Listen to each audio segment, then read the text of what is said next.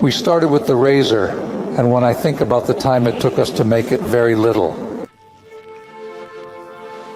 The resources that we had, really limited, and also the specific knowledge gaps that we had. In short, what we did was really something extraordinary. I don't want to say a miracle, but extraordinary. Only my dad and his team could pull a rabbit out of a hat in this way. If you ask me though, was it the best machine? No.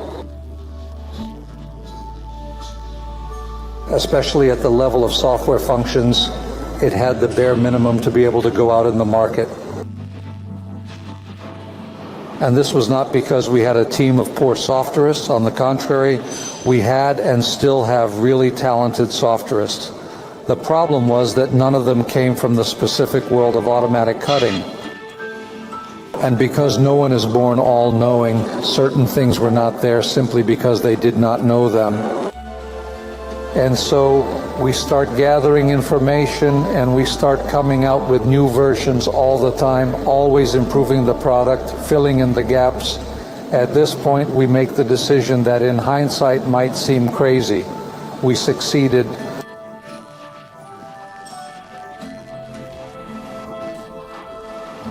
In a feat where no one would have bet a dime.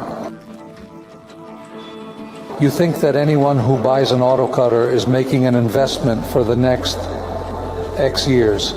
So they are not only betting on the product, they are betting on the company. Surrounded by competitors who said these are runaways who won't make it to Christmas, you think how difficult it was to succeed, to be able to beat this wall, to get into the market. Set up a business that rested all on the razor and the fox spreader. Did you succeed in this miracle? What do? Do you throw it all away? Yes, that's exactly what we did. At some point we sat down at the table and said enough is enough. The razor project is frozen. Now all this knowledge, all these ideas, we put them on a new project. A new blank sheet of paper, and we start from scratch. You tell me how crazy you have to be to make a decision like that. At that moment, Next One was born.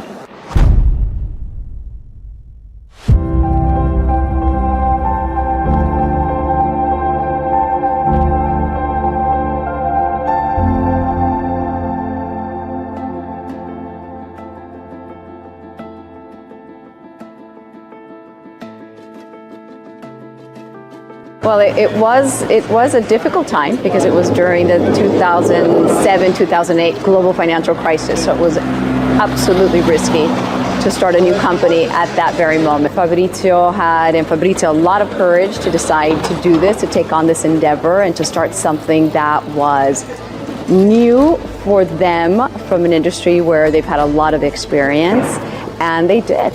And I think one of the most important things or factors is the team that Federica and Fabrizio were able to create. They had a great team of people because it absolutely wasn't done alone. So when they jumped holding hands with a good team of people. So that was definitely important. And it all started here. It was actually up here. We lived up here in this last floor in downtown Brescia, Centro Storico. And Fabio came over with Federica and Fabrizio and Patrizia and their kids who were actually, Martina was little and my son who was little, and we grabbed a bunch of pizzas and they worked on a business plan all night. I remember they came in the evening. That was it. It started with a business plan and brainstorming ideas, roundtabling everything, and the next thing you know, we found a great partner, also Marco Canali, and that's where it took off.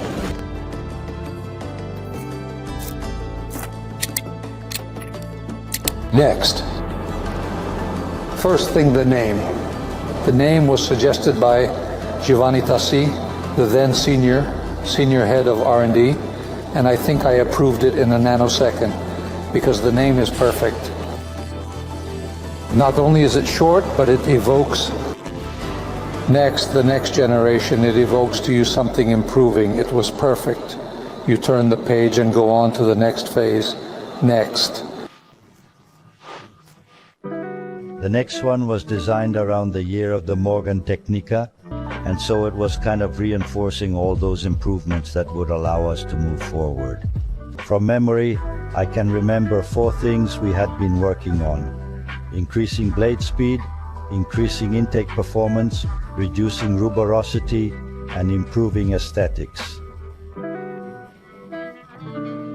As mentioned, we were in the beginning, it was a few people, and there was a lot of work. They were aware that we were the last ones on the market and with a very small fleet of machines compared to our competitors.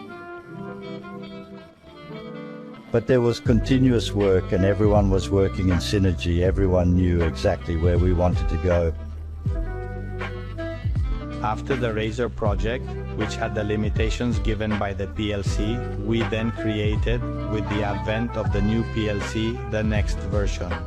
In the next project, we were quite a group because the power of the PLC gave us the opportunity to do a variety of calculations that we could not do before. In the next project, we completely recreated the graphics to make it more user-friendly, because with Razor the programming was. With Visual Basic we switched to .NET, and in that sense the interface is more user-friendly, more beautiful, more captivating. A turning point. Razor got us started. This is the one that made us grow. And you can already see the evolutionary process. For example, this one is touch. So we introduced it, I think, in 2013. The touch software was already a lot of stuff. You see a new, cleaner design. More care in the design of the machine. This one here, which we called the Wave, was copied from us. In China, they made a machine with this thing here. This one here had become kind of the hallmark of Next One. Internally, we called it the Wave.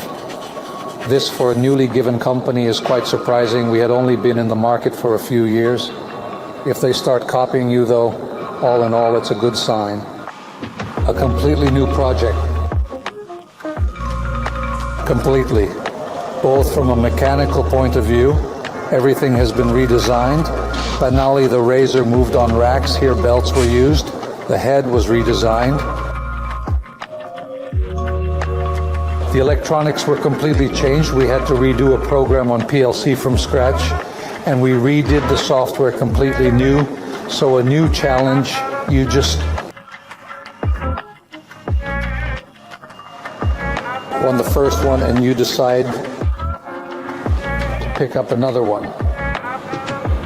Working with industrial designers is also fun because they live in their own world where the laws of physics don't exist. You can do anything. And then there is R&D where they are practical, pragmatic people. I always say the designer draws you a beautiful horse, and to realize it goes through R&D, which having to deal with what is feasible. Out of a horse comes a dog that is a bit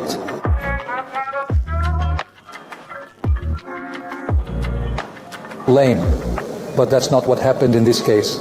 In this case, from the initial sketch offered by the designers, the one that was made, the gap was minimal. And so it was a significant effort even for R&D, because making something that works well is difficult. Making something that works well and also looks good is even more so. The next was the machine that allowed us to gain significant market share. We finally had a product that could compete with the major players.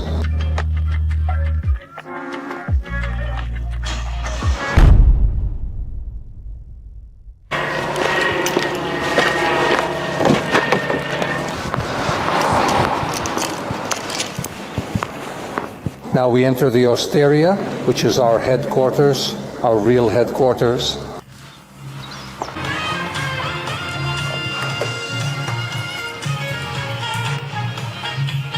Fair, how much does it cost? 200, 300, even 400,000 euros, depending on fair to fair and how you want to do them. And they last 3-4 days, 5, so such a big investment to do 5 intense days of marketing activities, promote your brand, introduce you to new customers. And I thought maybe with a similar amount of money, let's make a marketing investment that doesn't last 5 days, but maybe it lasts 5 years, 10 years. It may not be as intense, but we bring clients here, we do our team building events, we do our Morgan parties, which have become an institution. We do business here. Do you know how many orders have been closed here? Coupled with that is the fact that it's a successful venue, one of the few, and here it's all thanks to Matteo, and then it's nice. Nice people come here. I like to come here. Sometimes even when I want to unplug, I have problems at work, I come here, I rearrange my thoughts. There has been an emotional part, a part that says let's differentiate, and a part that says let's invest because the return will be there. And so there is. Then scroll, scroll, scroll, tack, here comes Morgan. Osteria degli Undici, which is here, and Morgan, who is us. We realized that it was a fun group of people who took pleasure in living 360 degrees in our old place.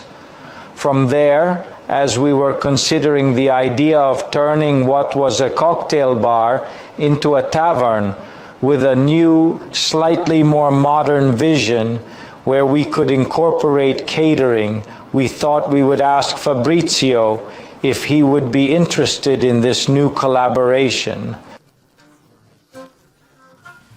And he said, yes, already done, already done. And it went just like that. From there, he was immediately interested in it. He talked to Federica about it. In the next meeting, he tells me, I'm in, as long as there are two basic things. The first, that it be open on Wednesdays, because we as a staff often get together on Wednesday nights for cocktails. And the second, that there is absolutely Cervaro della Sala, which is my favorite wine. This was the only constraint, let's say, put by Fabrizio to create this new adventure. From there, this location that I had always wanted had been freed up, and with his prompting, come on, let's do it, let's move, we flipped from what was the old venue, we transformed it and moved to this new location, definitely more suitable for catering, definitely warmer, and at the same time still gives you the opportunity to live. Even for big events like the Morgan events. The first Morgan parties we did in the old venue were very intimate situations, a, let's say, small group of people. Then as it evolved, when we started to get over 200 people, it became definitely warmer and more engaging.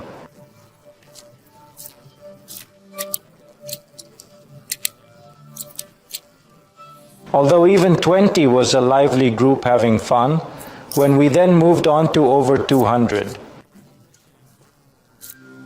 the situation really became much warmer. Look, see here, look at this. Do you know who this is? I'll let you guess.